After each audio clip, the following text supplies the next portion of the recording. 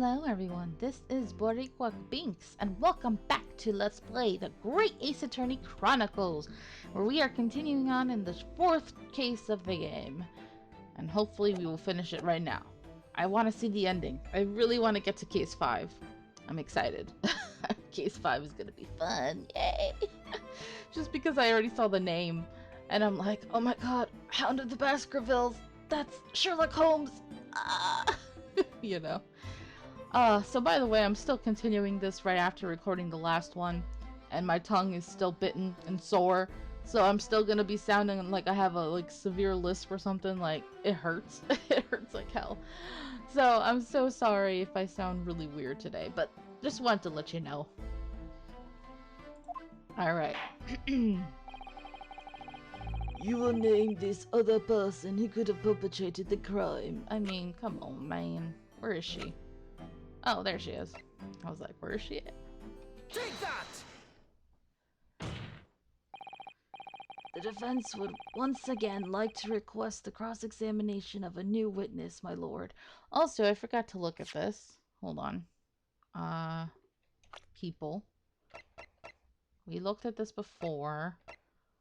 38 and 46, 34, 32. That's my age! Damn, bro, you look old. Just kidding. Well, he does look much older, but still. We don't know about her. It's kind of sad that this poor woman, like, she's important, and yet we don't know anything about her. Oh yeah, so he's 23 and she's 21. Oh, they're so young. They're so young. They're little babies. Alright, I was just curious. The defense would once again like to request the cross-examination of a new witness, my lord. Once again. My assistant made the same request earlier, in order to finally reveal the truth about this case. It's imperative that we cross-examine juror number 4, Mrs. Joan Garrideb, and she should not be allowed to be in the jury still. Me? Me? Oh, dearie me. Objection!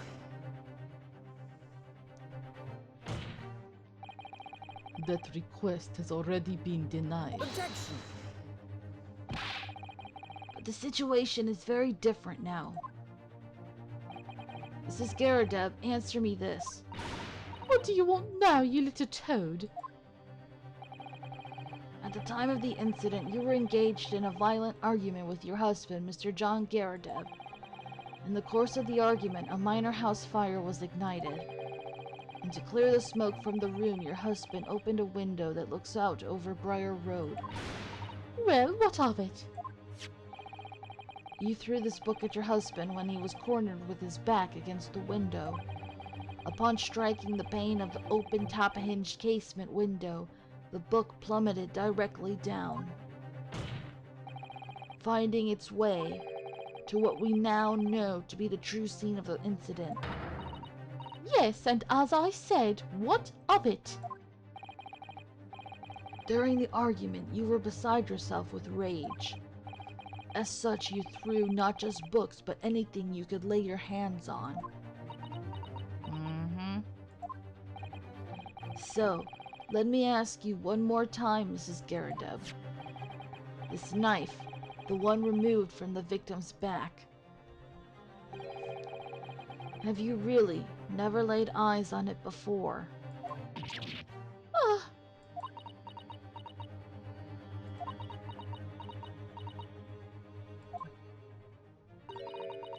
I don't recall it. Liar. Seriously? Am I supposed to remember everything I picked up and threw at my husband? And anyway, the man over there and all that regalia said members of the jury needn't testify, didn't he? Conveniently, yes. Objection! No, I have no recollection of saying that at all. Juror number 4. Oh. Oh! Make no mistake, you jurors are not special in any way. You are not immune to the judicial process. Ah, has he come around finally? If you know something about this knife, madam, let the truth come out. But that's just a common or garden knife. Common or garden knife? Huh. It could have come from anywhere. We have several like that at home. If if one went missing, how would you expect me to know? What's that? Are you joking? What are you saying, please, Mrs. Garrideb? No, you listen to me. I refuse to believe all this nonsense. I couldn't bear the thought that I'd injured someone other than my husband. Do you hear? I couldn't bear it. Oh, the poor woman. I don't feel sorry for her. So, yes, I want evidence. I want to see hard evidence if you're going to insist on this being my fault. You're going to have to prove to me that I threw that knife if that's what you think. Come along now, chop chop. Do your worst. Well, what about the fact that the knife is damaged? I saw that when I was looking at it. Well, Mr. Naruhodo, if I had evidence like that, believe me, I would have thrown it at her already. Like a knife. Then take the stand, juror. Oh. The prosecution does not object to the defense's request to cross-examine this woman. Miracle. Thank you, Lord Von Zeeks. I'm going to have to testify. Juror number 4, as I'm sure you will appreciate, having observed it with your own eyes today. Witness testimony can lead to the most extraordinary truths being unearthed. Truths of which the witnesses themselves may not even have been aware. Oh, dearie me. So I demand your full and unadulterated testimony, Mrs. Gyaradab. And mark my words, in this court of law today, we shall extract the truth. Do you concur, counsels? Certainly, my lord. Oh, that's what I'm hoping for, my lord. Ooh, different song now. Interesting. Man, this is definitely the end of the case, right? This is such a strange feeling. For the first time since arriving in this country, it actually feels real.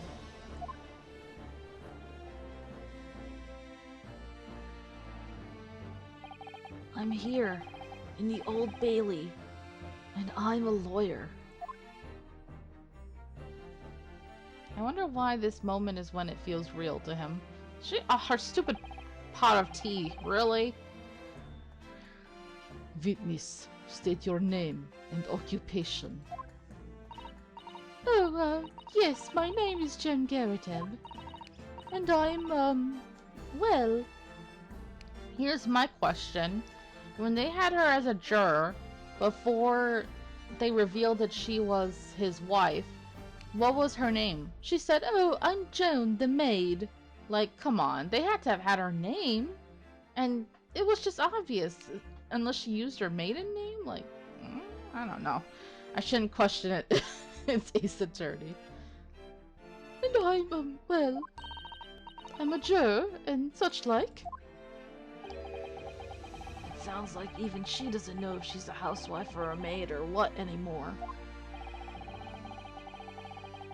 The court has decided your testimony is required in order to clarify matters in this case. Do you understand, madam? Yes, my lord. You will tell the court everything that took place in your household on the evening in question. And I warn you, do not attempt to hide the truth. Oh dearie me. Oh, she's shaking. Oh. I feel like this is her husband. Dang nabbit. What's his name? What's his voice? Chin up, Joni. Nothing to worry about now. He shouldn't be allowed to just be here, but whatever. I guess it does pertain to him, so. Oh, I didn't know you were here, John. Looks weird to see him standing and, you know, almost facing forward, you know, pretty much.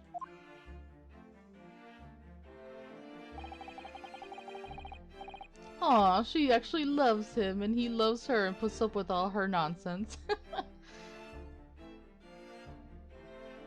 Wasn't only you in the room that day, old thing, was it? Rather think I ought to testify as well, don't you? But what about your knee, dear? Don't you worry about that. Hardly notice it. I'm not the sort of chap to leave a comrade to face disciplinary action alone. And he made sure to wear his medal. Oh, John! John and Joan. I presume you are Mr. John Garrideb.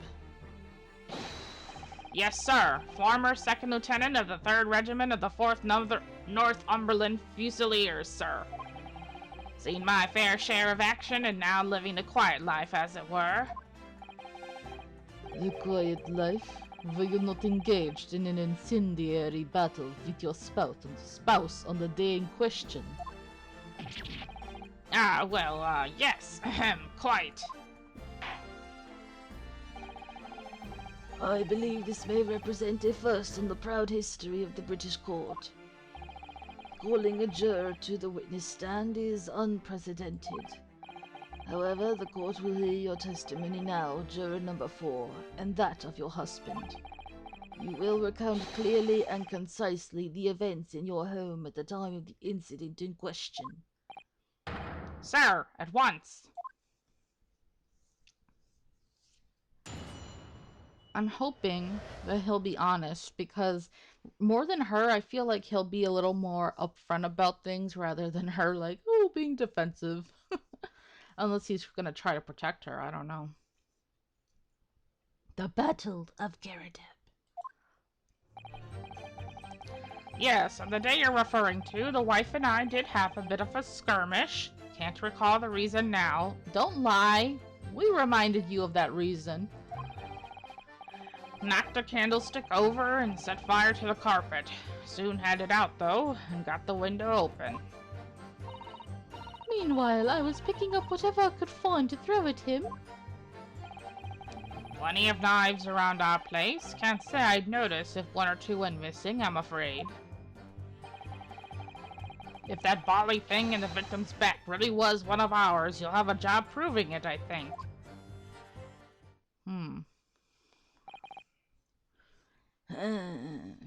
Yeah, I don't know. Gotta do a lot of pressing, I guess. It sounds as though it was quite the battlefield in your household that evening. Although an entirely one-sided assault, it seems. Which is good, though. It would have been worse if he fought back. The enemy caught us on the hop, sir. Had no choice but to dig in and take defensive measures. To be honest, if the enemy had kept shelling us for another minute, we'd have been toast. Of course, a veteran such as myself, I find it funny how he puts his pipe down next to her teapot. Is only too aware that on every battlefield you're just a gnat's whisker from death at any moment. Are we still talking about a marital quarrel here? Well, I must say I'm dubious that this testimony will shed any light on the origins of this jackknife. In combat, one's focus narrows such that surroundings are barely noticed. These witnesses may not be able to offer anything more than they have testified already. This may be a dead end. We'll see. Van Zieks may well be right. Well, whatever the chances, we only have this last cross-examination to uncover the truth, Mr. Naruhodo. Yes, I'm afraid so. Very well, Counsel. Begin your cross-examination. All right. The Battle of Gyaradip. Alright, so let's do some pressing. Hold it! You know the reason, sir. The reason is what you told us yesterday, I believe. Yes, that's right. If I remember correctly, it all started because of a note that was tucked into the pages of a book belonging to Mr. Garrideb. A rather passionate note, in fact. But Mrs. Garrideb found the note, discovering her husband's little secret. And she gave him a mighty number of slaps across the face for it, too. Is the slap still there? I haven't seen it yet. What a sordid state of affairs. It's juicy, ooh. Hell on earth. He's like, I hate soap operas. No, I don't see the slap anymore. I guess he's recovered. I say, when a chap says he can't recall such things, it's common decency not to drag it all up. And besides, half of it was wide of the mark anyway. A likely story. These waters run very deep. And what transpired next after these multiple blows to the face? Okay. Candlestick over. Hold it! And the fire also spread to some items of furniture, didn't it? The bookcase, my armchair, anything of mine, really. Just so happens there was some bath water around that evening, so I sloshed that about to put it out. A most precarious situation you put yourself in. Ours is a 3-story townhouse on the west side of the street where the water main isn't connected yet. Oh, damn, really? Have to draw water from a public water pump during the day if you need any, you see. That really sucks. The lodgers are always moaning that they can't get any water at night. Although that little mustached Japanese man buys water in bottles, I believe. The defendant, Mr. Natsume, you mean? Yes, he receives a stipend for his studies, you know, from his home country. Can you imagine being able to brew a pot of tea at all hours? He's obviously very well off. Have you actually seen the state of the man? I believe he uses all of his income to buy books. Well, anyway, the point is, I was able to douse the fire with water, fortunately enough. Damn.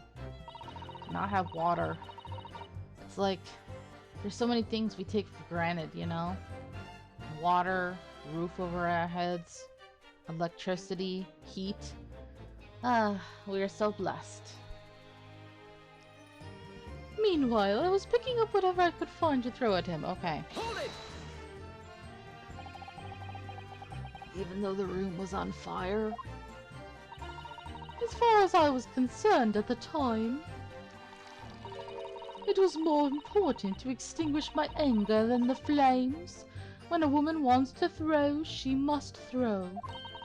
That is most certainly not true of Sato Takedown, Mr. Naruhodo. How did you know I was thinking that? So please, cast your mind back and try to remember. Was a knife among the items that you threw at your husband that day? In all honesty, I don't recall. But I feel I must point out that I'm no monster. Let me see. Some bread, a cabbage, garlic, a towel, and a sponge, a napkin. Oh? Wow, she really threw around a lot. What's up, sir? Excuse me! Do you have something to add, sir?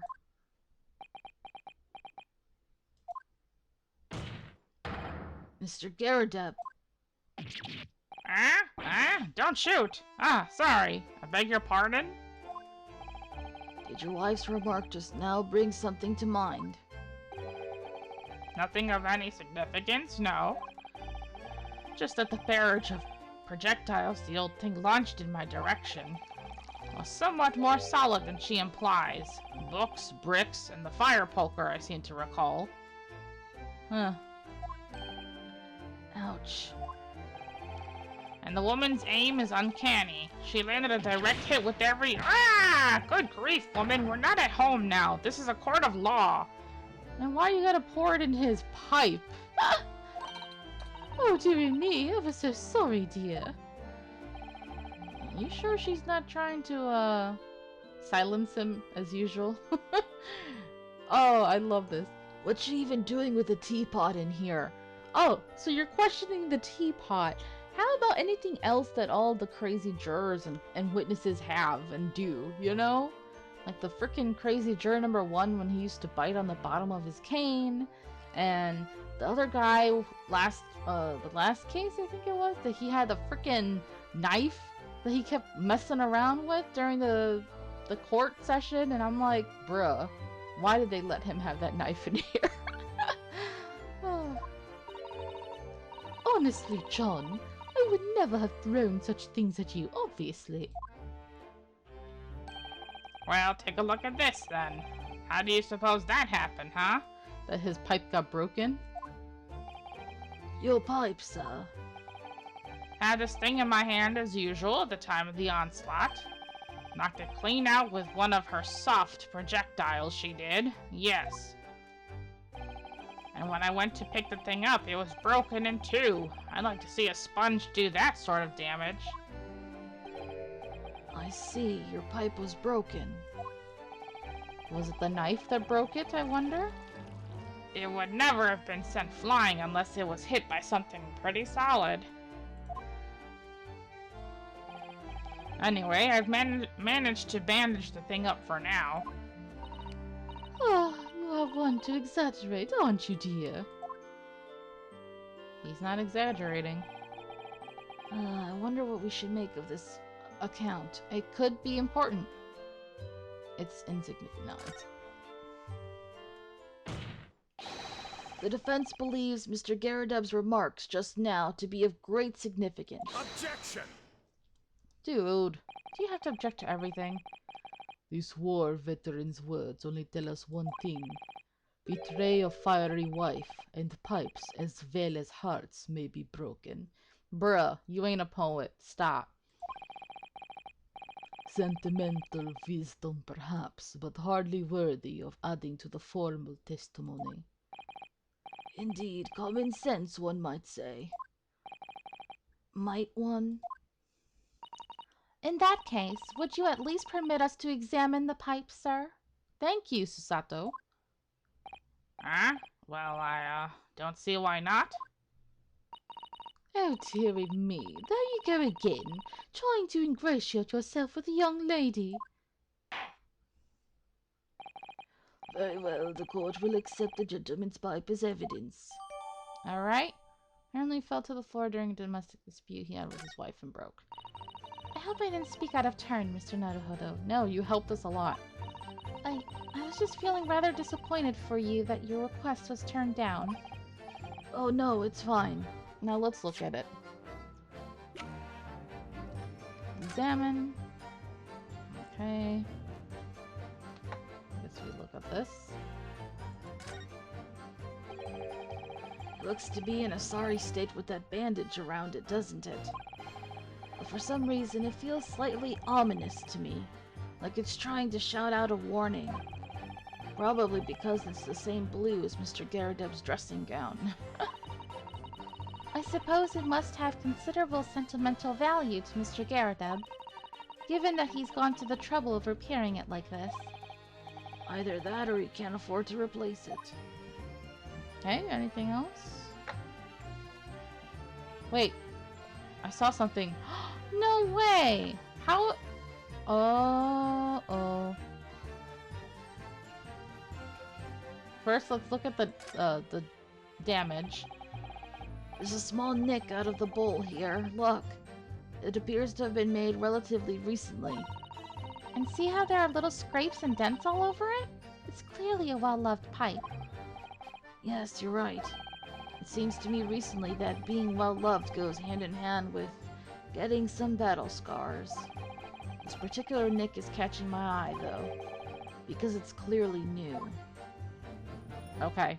So, all this time, how could he have not noticed? And then with her pouring her tea in there, you would think that this would have floated to the top. It's the tip of the knife, right? Oh, something just twinkled inside the chamber of the pipe there. Yes, I saw it. Something's stuck in there, I think. Let's turn it over and give it a shake. What's this? It's a tiny fragment of metal. It looks like the tip of a blade or something. Yes. How convenient. The tip of a blade. Surely it couldn't be. Yes. Tip of a knife blade. Alright. I think we can get out of here. Yep. Thanks to Sato-san, we have some new evidence to work with. We should examine it carefully. Well, thank you for that rebuttal, Mr. Garrideb. Now if we could return to the crux of the matter. What can you tell the court about the knife used to attack the victim? Here we go. Now we can present this. Plenty of knives. Can't say I'd noticed if one or two went missing. Oh, really? Well, I might have something to, Now, the knife itself has... Can I just present this? I think so. Objection! No? Really? Maybe the knife itself? Or maybe I have to press first. Hold on. Okay, fine.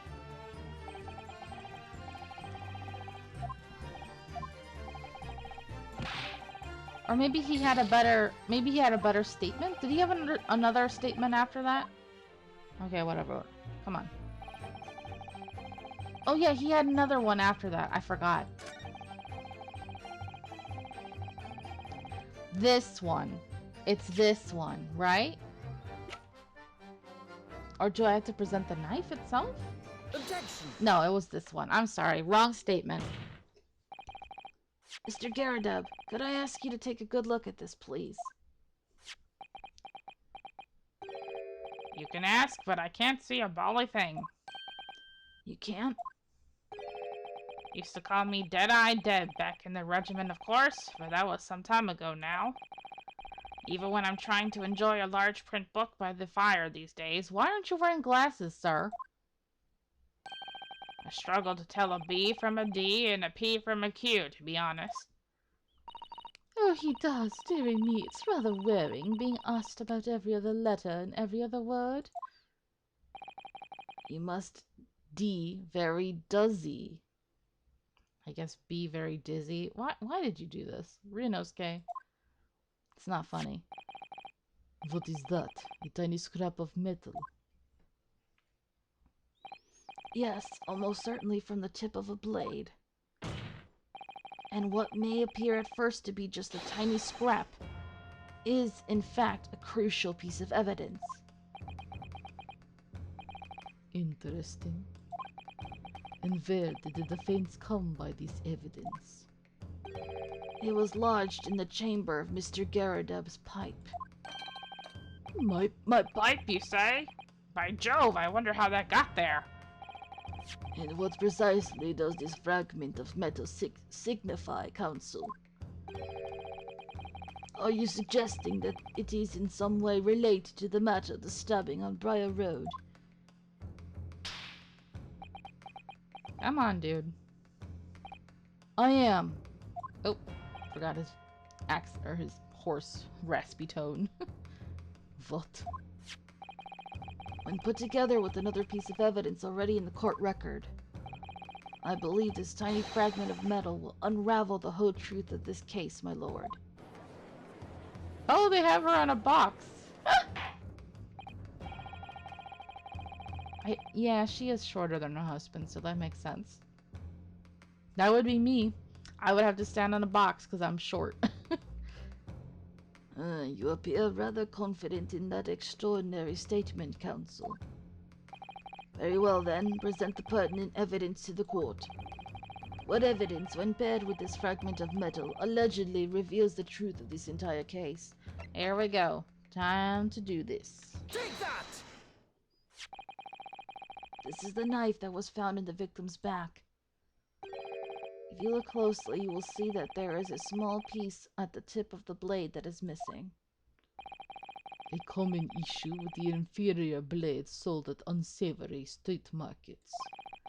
Criminals who use them regularly leave the tips lodged in their victims' bones. Oof. And what of this particular knife? No doubt its tip has suffered a similar fate, now languishing somewhere near the spine of the victim. Objection! No, that's not the case. The tip of this particular knife's blade is the very fragment of metal we discovered in the chamber of Mr. Garrideb's pipe. Oh. Oh. that reaction was great.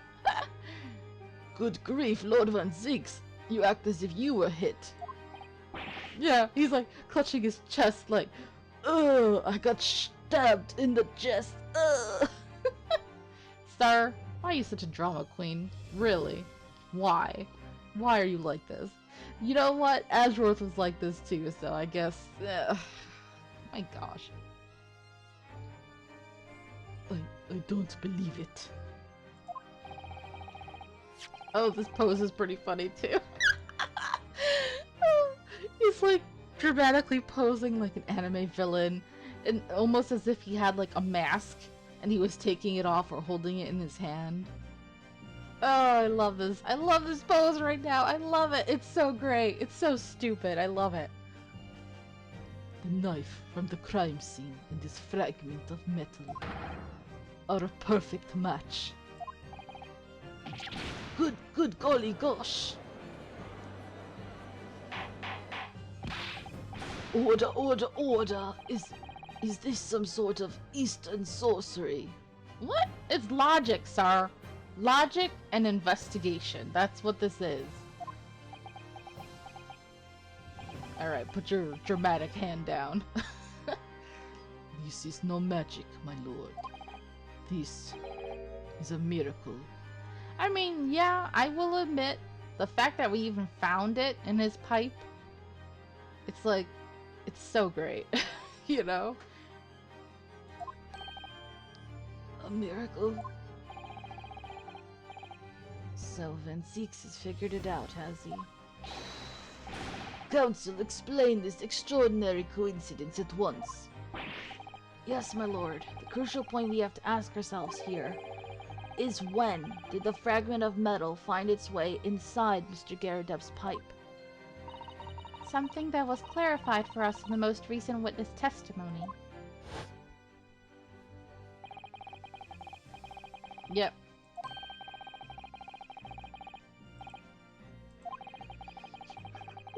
Excuse me. Now she's shaking. Oh, dearie me.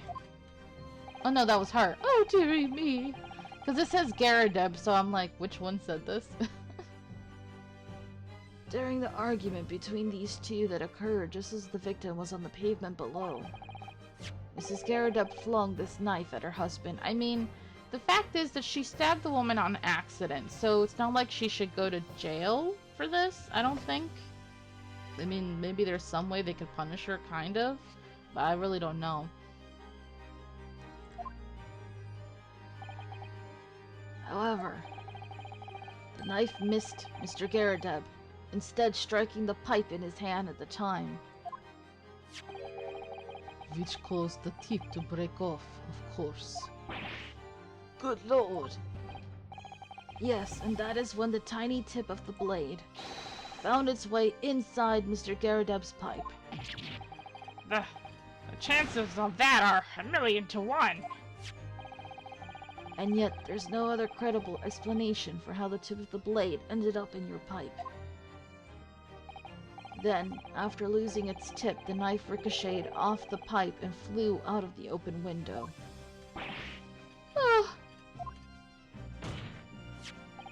In short, this knife, which fell from the window of the Garrideb's house, is the very same knife that struck the victim in the middle of the back on the street below. Oh gosh, oh dear, oh. No! Are they gonna say... Yeah, he has to say it now. How did it end up in her back, right? That's the finishing blow to this case. You gonna break your sacred chalice again? A full-bodied theory, I'll give you that. A complex bouquet of seemingly trivial points, plausibly arranged to create an almost passable vintage. Allow me to toast my learned friend's characteristically Nipponese approach to bottling his argument. Sorry, what the hell? But after all, it is just a theory. A game theory! Oh, sorry, couldn't resist. Pat, don't sue me, please. The bottle, I fear, is corked. Because you see... Well, leg time. It's spoiled by an insurmountable inconsistency. I almost felt like he probably felt really awkward. He's like, oh shoot, I gotta make sure my leg doesn't knock over this bottle. An insurmountable... what? Lord Von Zieks, explain yourself. What is this inconsistency you claim to have identified? An inconsistency of the simplest nature, my lord.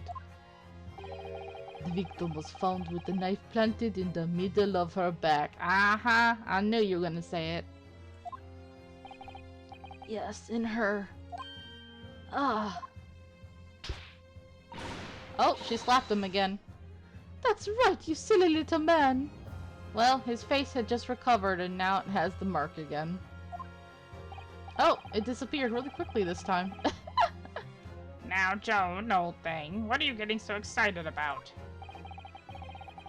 Let us consider the basic facts of the case once more. The victim was walking along the pavement before being stabbed in the back and falling to the ground. If the knife that struck her had fallen from above, there's no possible way it could have planted itself into the victim's back. Ah. Oh, I just saw that his robe is burnt in the back, like around his butt area. Wow. Order, order. Quite right, you see? That's exactly right. If the knife had fallen on her from above, it would have struck her on the top of her head. Thank goodness it didn't. Well, How you gonna do it? Come on. He's lost for words, look. I knew it. I never liked his theory in the first place. I don't know, though. What really did happen? It would appear the defense has made rather a spectacular blunder. If a theory has even one inconsistency, it cannot stand. Your theory, my learned friend, is history. Dramatic pose again. Like a true villain. Stop looking so villainous when we know you have a soft side, okay? Stop it. Come on. Think. The book. The book. We were so close, I could see the truth. I was so sure we were on the right track. But now the way has been blocked completely by just one simple inconsistency. Or in other words, we simply need to eliminate that one inconsistency and the theory will stand. Mr. Sato. You mustn't worry, Mr. Naruhodo. You were just caught off guard, that's all, and your mind went blank. But if the path you were on is indeed correct, then a way will present itself. The key to this is in the court record, I'm sure. All the information you need is there. Binks knows the truth. You're fine. Just like Apollo Justice, you're fine. It seems you have nothing to say, my Nipponese friend. Well, your silence speaks volumes. A tacit acceptance that your theory is fatally flawed. Dagnabbit, come on, man. Objection!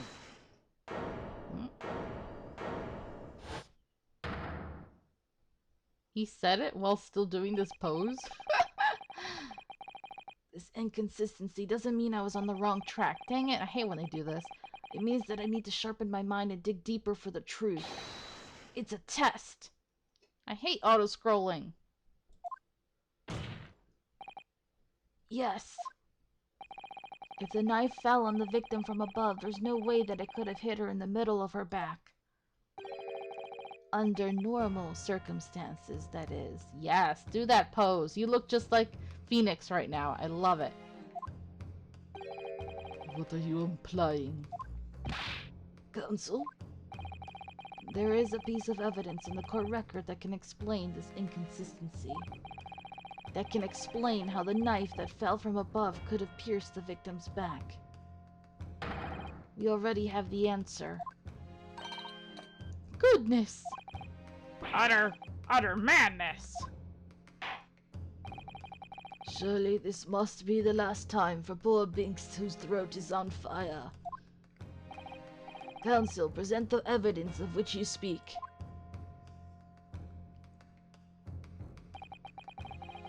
This is the last inconsistency, the final piece in the puzzle. If I can successfully make sense of this, the truth will be laid bare at last. The evidence that explains how the falling knife became lodged in the victim's back is to be revealed. No, I'm just kidding. I want to finish this. It makes sense to me that it's this. Take that! This, the fourth book found at the scene. This is the final piece of evidence the defense will present. The burnt book. Is that not Mr. Garrideb's book? Yes, and to understand its significance, we have to consider how it came to be at the scene in the first place. This photographic print clearly shows the book in question, and the victim holding it in her hand. But as we all know now, it was the police constable that put the book between her fingers like that. Quite so, as part of his wholesale transplanting of the crime scene to the opposite side of the road. That's true, however. As part of his testimony, Constable Beat made an extremely enlightening statement on that point. He said that he found her like that. Yep.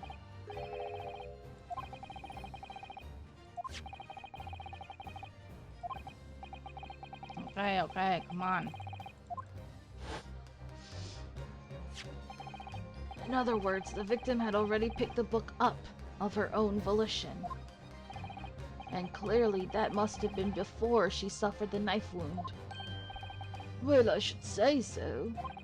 After being attacked with a knife, I don't imagine she'd have been doing much of anything. So the question becomes, why did the victim have that book in her hand? By Jingo. Jingo? What? I think I'm beginning to see what may have happened now. Oh, dearie me. Come on. We know that the book fell from the top floor of the Garrideb household onto the pavement below, at precisely the moment that the victim was walking past. Yes, at exactly that moment. The young woman was walking along the street in the light fog, when all of a sudden, a book fell right in front of her. And instead of looking up like a normal person would, she decided to pick the book up for some reason. The book I threw! Yes, Mrs. Gyaradab. And what do you think the woman did? What would you do if you were walking along and suddenly a book landed in front of you on the pavement? Well, I really can't imagine it, but I suppose she might have reached down. Yep. And picked the book up. Yes, that is exactly what the woman in fact did. She picked up the book. Oh heavens! And when the woman reached down to pick the fallen book up, what position would her back have been in? Oh, she looks really cute. kind of want to talk to her, but I don't think we're ever going to get the chance, are we? She's really adorable. That's right, facing the sky, completely and utterly defenseless. I mean, I don't know if maybe she would have been better off having the knife hit her head because she has a hat on. It might have gone through it though. Like a knife, would it have been able to penetrate the skull? Because then again, it was probably falling down with a lot of force from gravity and all of that. So I don't know, maybe it is better off that it landed in her back because she's not dead, so I don't know. Then, in the very next moment, while the woman was still bent over picking up the book... Oof. Poor lady. The next object fell from the room above. The jackknife, straight into the middle of her back. And at the same time, walking by chance directly behind Miss Green, was the defendant, Mr. Soseki Natsume. Well, I never. All these fucking coincidences. Sorry, I swore, but like, seriously? This is Ace Attorney for you. It appeared to Mr. Natsume that the woman simply collapsed on the floor. In the dark and the fog, he didn't see the knife falling on her from above. Oh! And from the other direction, the constable and his wife saw no one but the victim and her apparent attacker.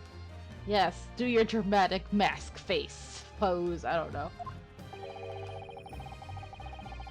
So there was never a real culprit to run from the scene in the first place. No, this was nothing more than a series of unlikely events that culminated in an unfortunate accident. And that is the real truth behind this case. Yay, we're done. Thank you, Jesus. Come on, just accept it. Well, Mr. and Mrs. Gyaradeb,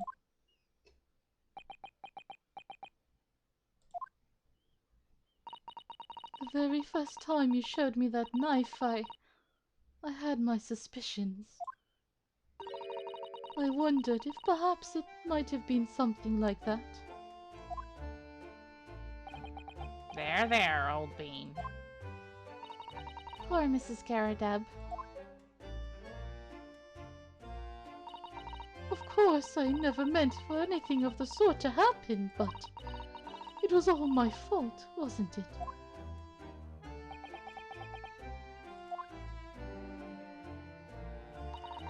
I take full responsibility. I let my anger get the better of me. I threw that book, and I threw the knife as well.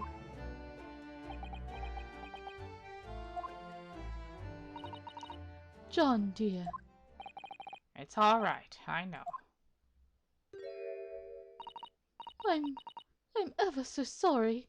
I mean, she's freaking lucky that it hit the pipe and she didn't actually stab her husband, considering it was a misunderstanding and he did not cheat on her.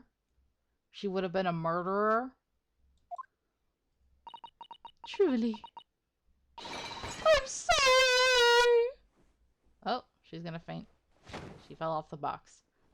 Oh, he caught her. She's a little too heavy for you, dude. Oh, boy.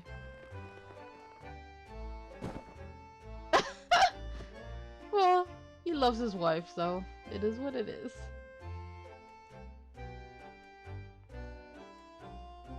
They had to have a breakdown, right? Lord Von Zeeks, what news of Mrs. Garrideb? She's been taken to the infirmary. It would appear that today's events have left her in an especially flustered state. However, I believe she will recover in due course. There is no cause for concern. Yes, unbeknownst to themselves, their cause could easily have been a terrible tragedy. They shall have to prepare themselves for the consequences of their actions. There is some good news, however, my lord. I have just had word from the hospital where the victim is being treated. Oh, she's okay. Her condition is improving steadily, and the doctor believes she will regain consciousness soon.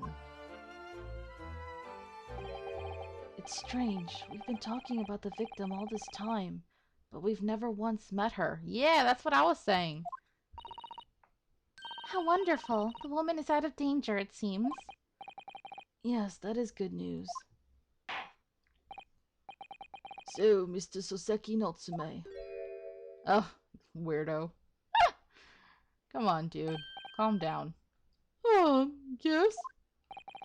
On behalf of my fellow countrymen, I would like to take this opportunity to beg your pardon, sir. Yeah, because everybody's been so rude to him.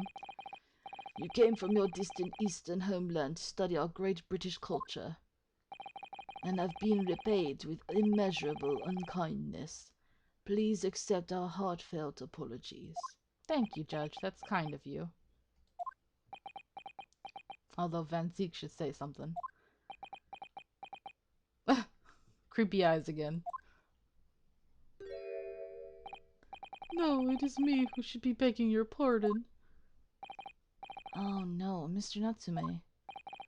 That evening, when the young woman just collapsed on the pavement before my eyes, I jumped to the wrong conclusion again in my confusion. Honestly, instead of running away, you should have run up to her and been like, hey, are you okay? That would have made you less suspicious, you know? What conclusion, sir? I was sure that the woman was dead. Yes, Constable Beats said the same thing, didn't he? He thought she had been killed, too. I suppose she must have looked completely lifeless.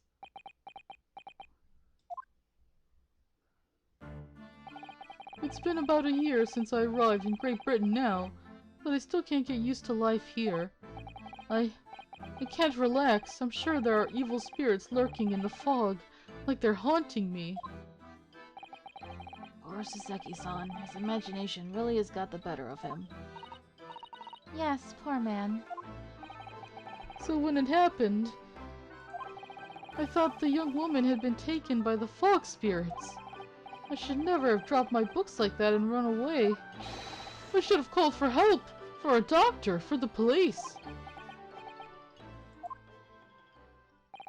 Instead, I've managed to create a rift in the relationship of trust between our two empires. And for that, I am truly sorry.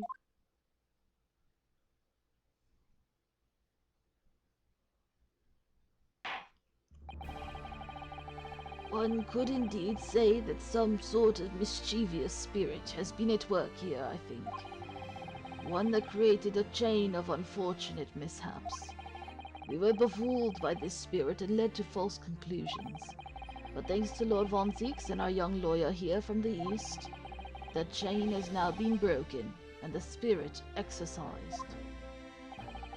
I heartily commend you both.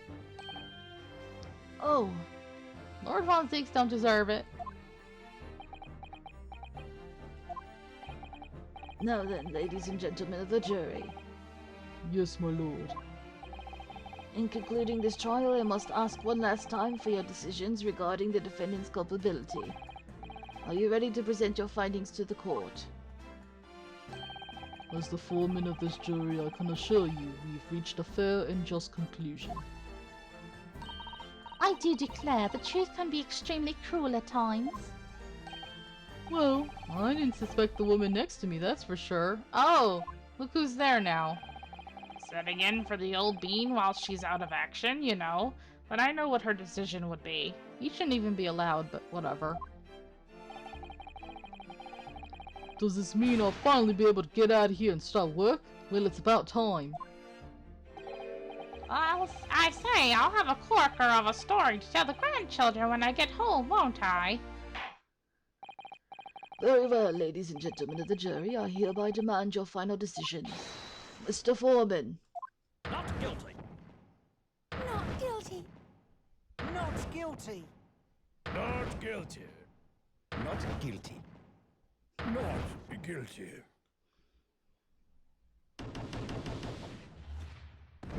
Garridebs' voice was not what I was expecting. Hey, we did it. Very well, Mr. Saseki Natsume, I hereby pronounce you not guilty. Yay, confetti! And fireworks. They really go overboard here. That's great. God, my tongue's killing me. And finally, Mr. Natsume. Oh, yes, my lord, sir. You are now a free man once more. It is my hope that you will continue to further your education in British culture. And may you never again be brought before me. Oh, yes, sir. Of course. On my life, I swear I'll never set a foot in courtroom again. Oh, set foot in a courtroom again. I'm transported to tears. You weirdo. Thank you, Cancels. Court is adjourned. Hey, this was a very long case. Yay, we did it. Damn. Okay, February 20th, 3:17 p.m., the Old Bailey Defendant's Antechamber. Oh, locum. Wait, you mean me? Of course! Is there another locum here? Is there even one? Compared to the original locum student Mr. Naruhodo Esquire, your name has become rather short, hasn't it? I think it's better anyway. What's wrong with using my actual name? Oh, at last I'm free, I'm free! Joyful, joyous, jubilant, jubilation! Heady, hearty, happiness, hurrah! Oh, I'm pleased. Mr. Natsume is delighted. Would it be so hard just to say that, then? Locum, you did it!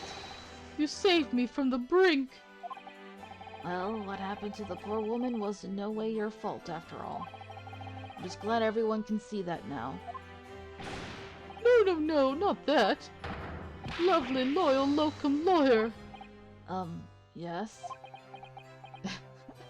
He called you lovely. Ooh. I mean, as I said before, I just never got used to life here in Great Britain. Every time I look over my shoulder, I see foreigners. I see towering brick buildings. And from high up windows, I see them looking down on me laughing. Look at the little hunchback.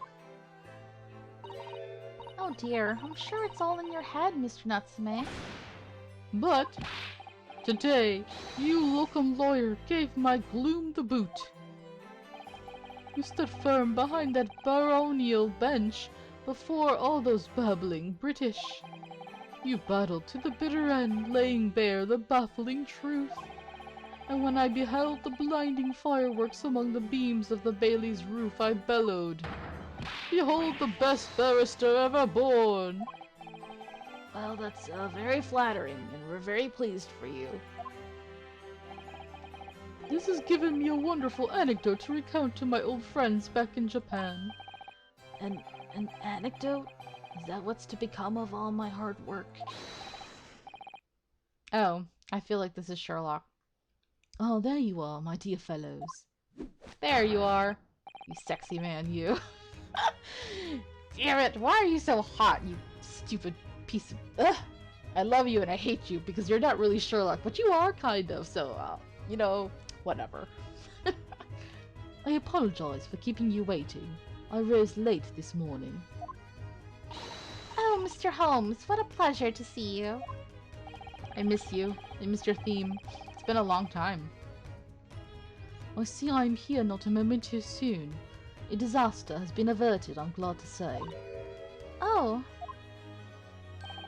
The trial shall begin presently, Mr. Naruhodo, and I wish you the very best of luck. Oh, Sherlock, you are so late. It's just finished.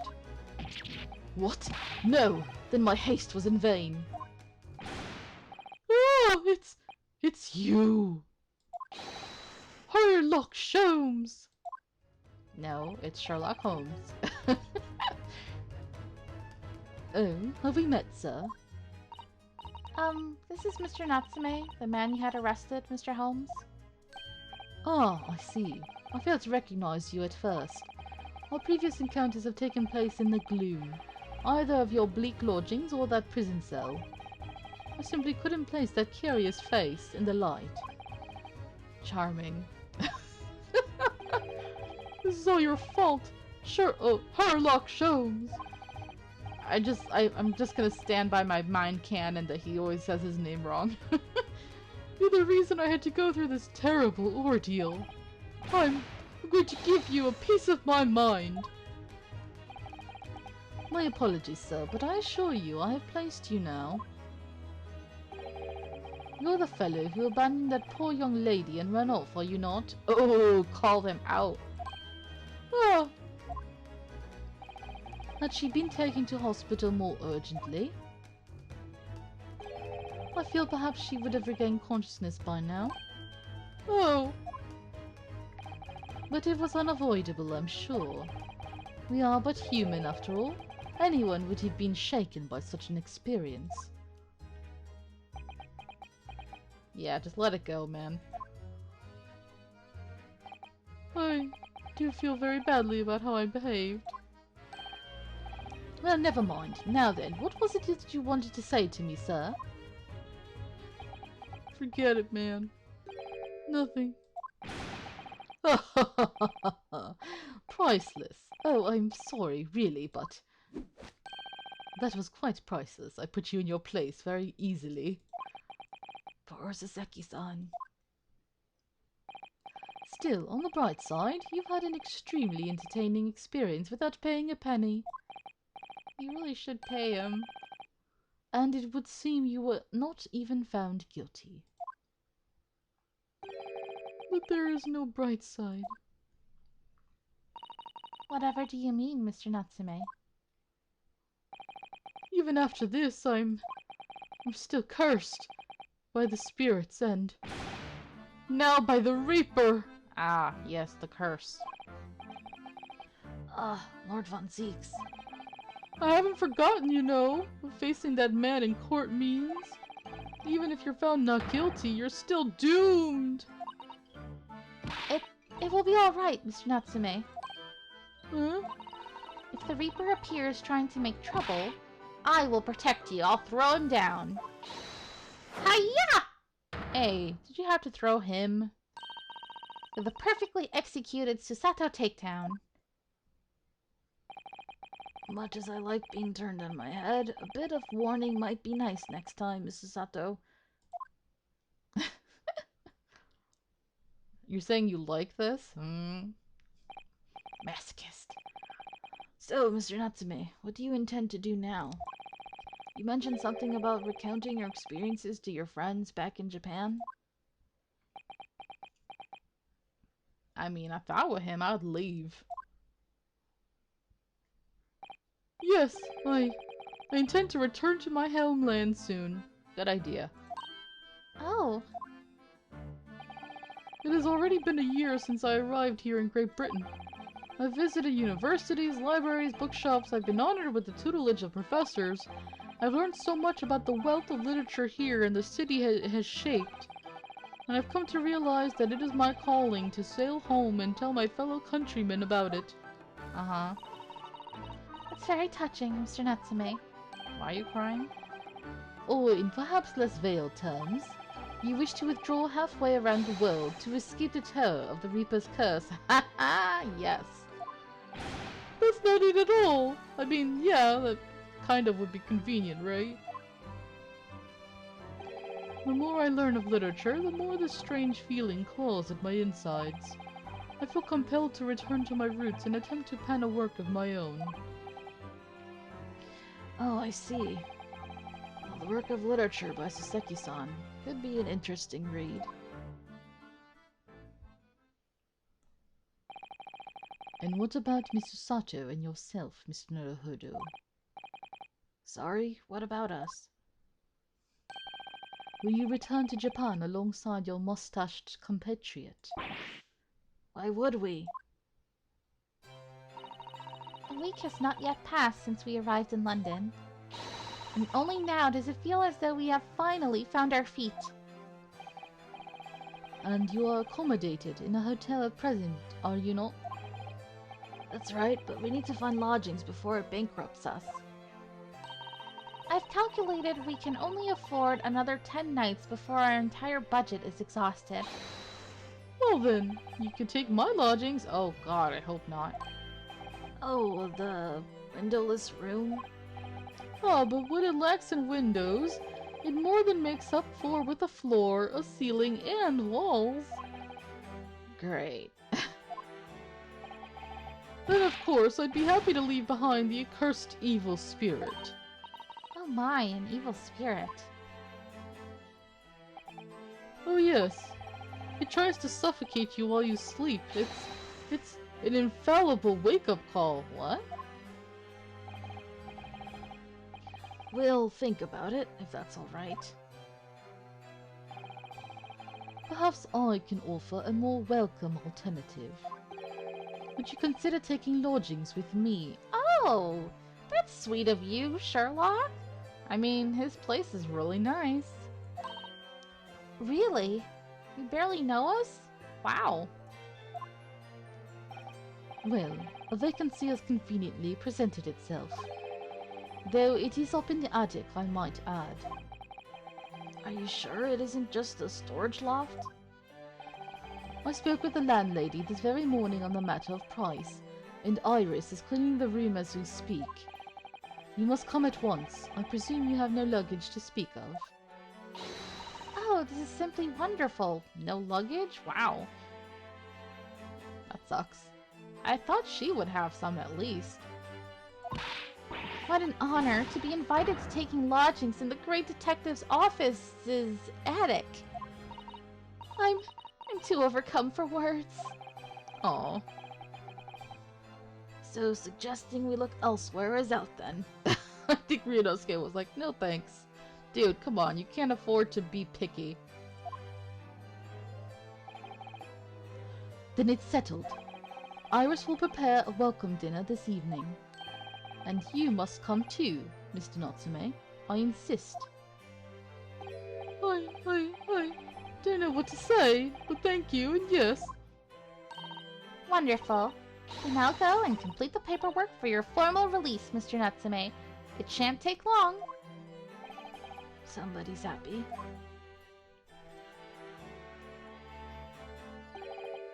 Locum, I knew that you wouldn't let me down. You know what's interesting is, like, we haven't had this good feeling at the end of the case in a long time. The second case, we were sad because Asogi was gone. The third case was kind of bad because we were representing a jerk who we knew was clearly guilty. And now this is the first time we get to really experience the happiness, the joy of having done a really good job and have defended successfully an innocent person, you know? Took us a long time to get here, but it's pretty good. I knew that you wouldn't let me down. I'm truly delighted to have met you here in London. Likewise, Mr. Natsume. It's been a privilege meeting you too. It's a shame that we're going to have to say goodbye so soon. Well, I've come to realize that I belong in Japan. But Locum, we'll meet again one day.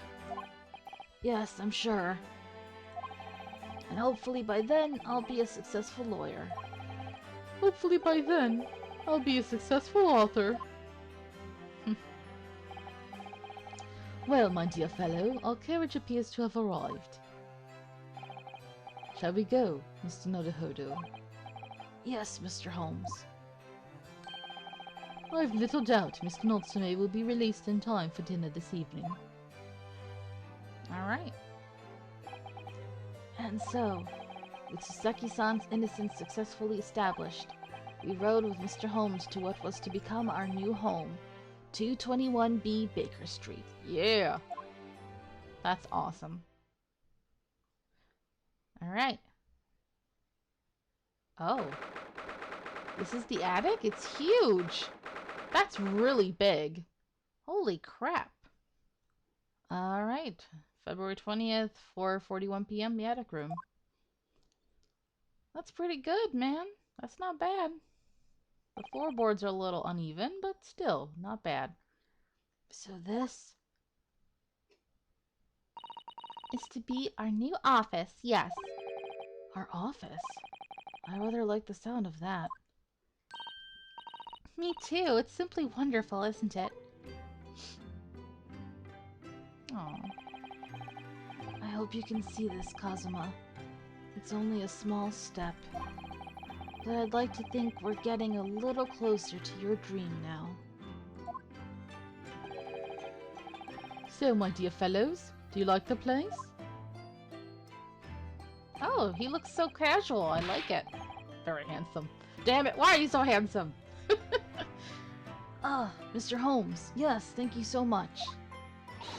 It's a delightful room. Oh, whoa, what voice did I just do? Woo, too much British. It's a delightful room, Mr. Holmes. I simply adore it. Good, I'm pleased to hear it. Iris and I are delighted to welcome you. Oh, it's Iris, damn it. Can I do your voice? I forgot. Ugh. I hope everyone's hungry. It's nearly time for dinner. We'll eat as soon as Mr. Natsume arrives. We have a lot to celebrate. Iris, you must let me help you. All right then, Susie. You can be in charge of the salad. Splendid. I think I did that for her voice. God, I don't know. So, Mr. Naruhodo, how does it feel to have your own office in the capital? It's very exciting, actually. I can't help wondering what adventures await us. Those were precisely my sentiments when I first established my office at this premises. Until I discovered the dark truth about the city of London, that is. Uh-oh. You gotta rain on our parade already? Sorry? London is a glorious place, full of wonder, opportunity, prosperity, and mirth. But the brightest of lights casts the darkest of shadows. Yeah. Shadows? What do you mean? Well, I believe you're well aware of the murkiness that lies behind London's facade already. So, once again, Mr. Naruhodo.